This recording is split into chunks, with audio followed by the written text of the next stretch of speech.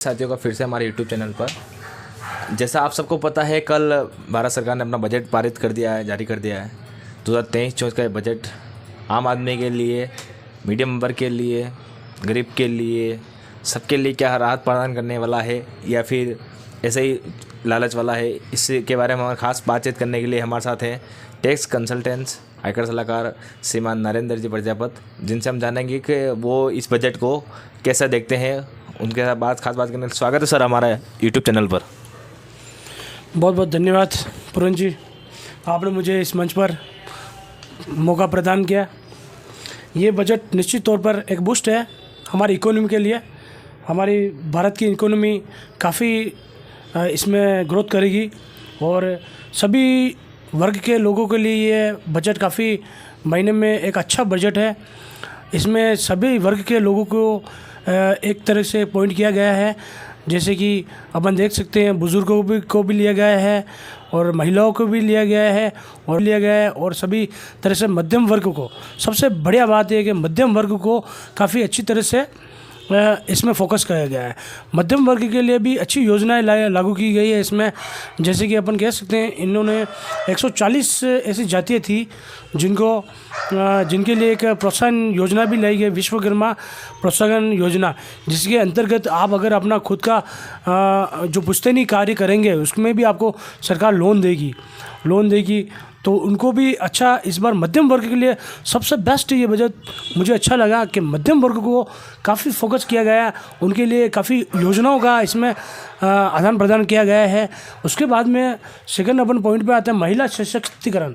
महिलाओं को भी इसमें दो चार ऐसे पॉइंट डाले हैं महिलाओं के लिए, जैसे कि 2 लाख रुपए तक की महिला के पास में अगर फंडिंग है वो बैंक के अंदर जमा कराती है 2 लाख रुपए तक है, तो उसमें उसको सरकार 2 साल के लिए वो 7.5% का ब्याज देगी 2 साल के लिए, और उसमें अगर आप चाहो तो बीच में भी उसको आप एफडी को तोड़ा सकते हो।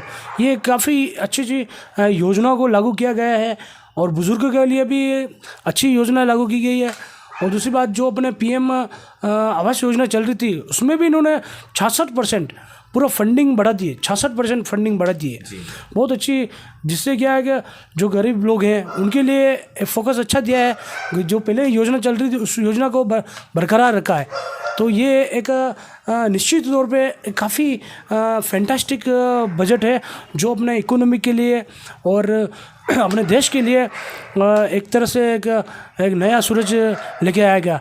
और ये सरकार, मोदी सरकार के लिए एक अंतिम बजट है इस कार्यकाल का, और मैं चाहता हूँ कि सभी को अच्छा लगे बजट। जैसा नरेश जी ने बताया है कि हर आम आदमी के लिए, गरीब के लिए, किसान के लिए, स्टार्टअप जो भी करने वाले हैं, जैसे कि एकलव्य करके स्कूल खोले जाएंगे पूरे हिंदुस्तान में स्किल डेवलपमेंट के लिए, जिसके तहत 38,000 नए शिक्षक व स्टाफ की भर्ती की जाएगी। 30 ऐसे सेंटर खोले जाएंगे जिसमें अपना युवा अपना स्किल डेवलपमेंट कर सके। सर जैसा ही बता रहा हूँ मैं, खोलेंगे जिससे सरकार डेवलपमेंट कर सके, जिससे देश विदेश में अपनी जो भी अपना हुनर है, विश्वकर्मा हुनर जिसे नाम दिया गया है, वो अपना जारी कर सके। टैक्स को लेकर हमेशा सवाल आते हैं, तो एक आम आदमी को पता नहीं चलता टैक्स क्या है। वो जहाँ पर भी जाते हैं, अगर कोई बड़ा व्यापार करने के लिए टैक्स की काफ़ी ज़रूरत रहती है। और जो भी सरकार ने एक नई पॉलिसी स्टार्ट की है पैन कार्ड को लेकर, पैन कार्ड को एक प्रूफ के तौर पर पूरे इंडिया भर में उसे दर्ज किया जाएगा, तो उसको आप कैसे देखते हो? निश्चित तौर पे इस बार बजट में पैन कार्ड को रखने वालों के लिए बड़ी घोषणा की गई वित्त मंत्री द्वारा। इसमें एक पैन कार्ड को राष्ट्रीय पहचान मिली है, पहचान पत्र के रूप में आपको, डिजिटल पहचान पत्र के रूप में आपको पैन कार्ड को यूज़ कर सकते हो। आप कहीं भी था वोटर आईडी कार्ड था, इस बार इसको भी अच्छा दिया गया है।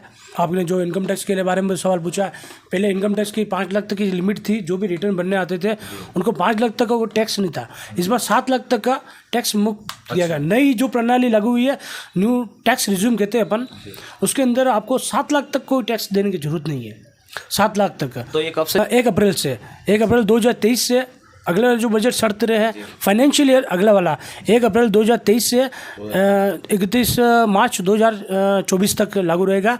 और अभी वाला जो है वो पुरानी वाली जो टैक्स रिज्यूम है वो लागू रहेगी, 5 लाख तक छूट वाली रहेगी। और निश्चित तौर पर 7 लाख का जो एक बहुत बड़ी मतलब कह सकते हैं अपन छूट दी है, इससे हमारा इसमें जो काफ़ी लोग रिटर्न भरने के लिए प्रोत्साहित होंगे, उनकी इनकम भी बढ़ेगी निश्चित तौर पे। विपक्ष तो अपना काम करेगा और पक्ष को भी अपना काम करना है। अब मोदी सरकार का ये मोदी सरकार को पेश करना था, अच्छा बजट पेश करेगी तो विपक्ष बोलेगा, और गलत खराब करेगी तो ही बोलेगा।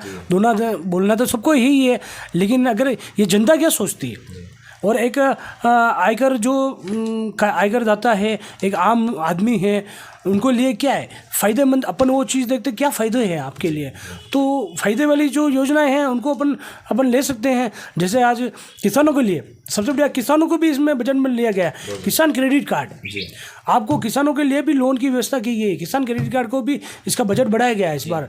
इसमें आपको किसान केसीसी के लिए भी सरकार ने बहुत अच्छा किया। इसके बाद में किसान को अगर एग्री मतलब उनको कोई एग्रीकल्चर के लिए लोन भी लेना है, स्टार्टअप करना है, तो भी उनको वो अच्छी तरह से, किसानों को भी बहुत बड़ा महत्व दिया गया है इस बजट के अंदर, अपने देश की इकोनॉमी को भी।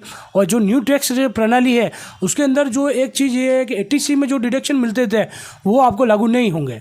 जो पुरानी टैक्स रिज्यूम है उसके अंदर आपको जो आपको 1.5 लाख की जो छूट थी एटीसी की वो रहेगी, और एटीडी की जो मेडिक्लेम है 25,000 को वो भी रहेगी। लेकिन इसके अंदर नहीं है, इसके अंदर ओनली फॉर आपको 50,000 का डिडक्शन ही है, स्टैंडर्ड डिडक्शन रहेगा बस। जैसा कि इन्होंने बताया टैक्स के बारे में कि 5 लाख से बढ़ाकर 7 लाख की छूट दी गई है, लेकिन विपक्ष हमेशा ये कह रहा है कि ये सिर्फ एक चुनावी बजट है, 2024 में जो चुनाव आने वाले हैं उसका बजट है। तो उसको आप किस तरह से देखते हो? विपक्ष की बात को आप नकारते हो या फिर विपक्ष के साथ है? ये जानकारी हम इनसे लेंगे। नरेश जी, निश्चित तौर पे ये बात तो सही है कि चुनावी बजट है, चुनाव तो आते हैं जाते रहेंगे, लेकिन हर साल क्या चुनावी बजट तो अब सरकार को बजट तो पेश करना ही है। नहीं, लेकिन विपक्ष कह रहा है कि 9 राज्यों में 2023 में चुनाव है, तो केसीसी एक लोन है। अच्छा, उनको बहुत बड़ी बात है कि लोन के लिए, तो ये सरकार तो विपक्ष का काम तो ही है बोलना, तो उससे कोई फ़र्क नहीं पड़ रहा। सभी हमारे हिसाब से हम चाहते हैं कि ये बजट एक तरह से आम लोगों के लिए और मध्यम वर्गीयों के लिए, किसानों के लिए, बड़े बुजुर्गों के लिए, महिलाओं के लिए सशक्तिकरण है, और सबसे बड़ी बात अपनी इकोनॉमिक ग्रोथ अच्छी होगी इससे। और मैं यही अपेक्षा करता हूँ कि हमारा ये बजट मोदी सरकार का एक अच्छा ऐतिहासिक बजट है जो हमारे देश के लिए काफ़ी ग्रोथ करेगा। जैसा कि नरेंद्र जी ने बताया कि टैक्स आम आदमी से लगाकर किसानों, मजदूरों, गांव, गरीब सबके लिए एक फ़ायदेमंद है। जैसा विपक्ष का काम है कि विपक्ष अपनी राजनीति करना है तो उसे कुछ न कुछ तो करना ही पड़ेगा, उसके लिए वो अपना काम करेगी। सरकार का काम है अपना काम करना, तो करेगी। नरेश जी आपका बहुत बहुत, नरेंद्र जी आपका बहुत बहुत धन्यवाद, अभिनंदन हम समय देने के लिए। बहुत बहुत पूरन जी, आपने इस मंच पर मुझे इस योग्य समझा, काफ़ी शुक्रिया, धन्यवाद। आप सभी साथियों से फिर से निवेदन है कि हमारे चैनल से जुड़े रहें। अगर आपने हमारे चैनल को सब्सक्राइब नहीं किया है तो आप सब्सक्राइब कर दें, बेल आइकन दबाना ना भूलें, जिससे कि आपको सबसे पहले हमारा नोटिफिकेशन आपको मिलता रहे। आप सबका फिर से बहुत बहुत धन्यवाद। जय श्री राम।